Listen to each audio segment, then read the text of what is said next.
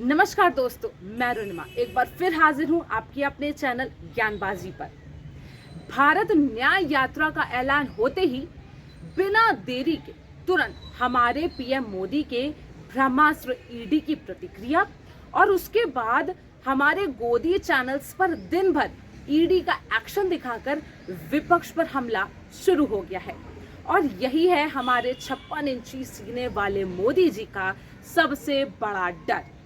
दोस्तों, जैसे ही 2 दिन पहले राहुल गांधी ने भारत न्याय यात्रा के जरिए भारत की जनता से जुड़ने का फैसला किया, केंद्र में बैठी मोदी और शाह की टेंशन बढ़ने लगी। मानो मोदी जी को अपनी कुर्सी छिन जाने का एहसास होने लगा हो। और मैं ये इसीलिए कह रही हूँ क्योंकि मोदी के लिए मैजिक करने वाली ईडी का एक्शन तुरंत इस फैसले के बाद देखने को मिलता है। और इस बार निशाना बनाया गया है प्रियंका गांधी को, जो आगे आने वाले भविष्य में बीजेपी के लिए एक बड़ी चुनौती बनकर सामने आ सकती है। और अगर मोदी शाह को लगता है कि ये यात्रा भी उनके लिए दिक्कत पैदा कर सकती है, तो इस यात्रा के बीच वो राहुल गांधी पर भी शिकंजा कसने की तैयारी में होंगे। जैसे ही कांग्रेस के राहुल गांधी के द्वारा ये ऐलान किया जाता है कि 14 जनवरी से 20 मार्च तक भारत न्याय यात्रा निकाली जाएगी, उसके अगले ही दिन मोदी का सबसे बड़ा हथियार जांच एजेंसी ईडी का खेल शुरू हो जाता है।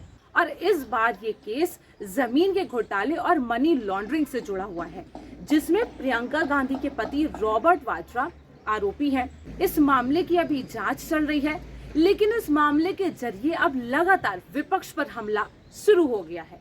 और इसमें सबसे बड़ी बात यह है कि इस पूरे मामले में प्रियंका गांधी आरोपी के तौर पर नहीं है और यहीं पर सारा खेल छिपा हुआ है। जैसे ही इस मामले में कांग्रेस और प्रियंका गांधी का नाम आया, सोशल मीडिया को एक मसाला मिल गया और बीजेपी के सोशल मीडिया टीम ने इस पूरे मामले को लेकर विपक्ष पर हमला बोलना शुरू कर दिया। कांग्रेस की भारत न्याय यात्रा 14 जनवरी को मणिपुर से शुरू होगी। जी हाँ, वही मणिपुर जो सांप्रदायिक हिंसा की आग में जल रहा था और उधर मोदी जी कर्नाटक चुनाव में लगे हुए थे। वहीं लोकसभा चुनाव में भी अब कुछ ही महीने बाकी रह गए हैं। अगर ऐसे में राहुल गांधी को मणिपुर की जनता का साथ मिल जाता है, तो हो ना हो ये मोदी जी की कुर्सी के लिए किसी बड़े खतरे से कम नहीं। और यही सबसे बड़ी वजह है कि यात्रा का जिक्र होते ही तमाम जांच एजेंसियों को अपने काम पर लगा दिया गया। और इसी के साथ हमारी गोदी मीडिया ने भी अपनी कर्तव्यपूर्ण निष्ठा के साथ अपनी जिम्मेदारियां संभाल ली हैं और विपक्ष पर हमला करना शुरू कर दिया है।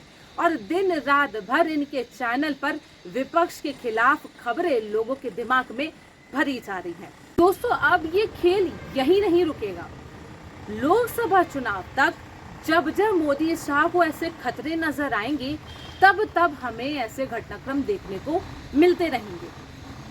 अब ये बात और है कि राहुल की ये न्याय यात्रा कितनी कामयाब होती है, लेकिन एक बात तो साफ हो जाती है कि बीजेपी के चाणक्य अमित शाह कोई रिस्क नहीं लेना चाहते और इसी के फलस्वरूप हमें ये एक्शन देखने को मिला। और दोस्तों, ये भी संभव है कि बीजेपी द्वारा इस यात्रा में खलल डालकर इस यात्रा को रोकने का प्रयास किया जाए।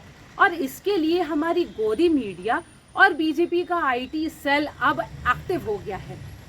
दोस्तों, जो मीडिया सभी के लिए निष्पक्ष होना चाहिए, आज वही मीडिया हमारे विपक्ष की आवाज को दबाने का काम कर रहा है। और शायद यही वजह है कि आज विपक्ष को खुद जनता के बीच जाकर अपनी लड़ाई लड़नी पड़ रही है। दोस्तों, अगर जनता के समर्थन के साथ राहुल गांधी की ये यात्रा सफल होती है, तो ये हमारी गोदी मीडिया के मुंह पर एक करारा जवाब होगा और खुद मोदी जी के लिए भी अपनी ही पार्टी में सारे रास्ते बंद हो जाएंगे। क्या होगा मोदी का एक्शन? कैसे राहुल गांधी इस यात्रा के माध्यम से जनता तक अपनी आवाज पहुंचाते हैं?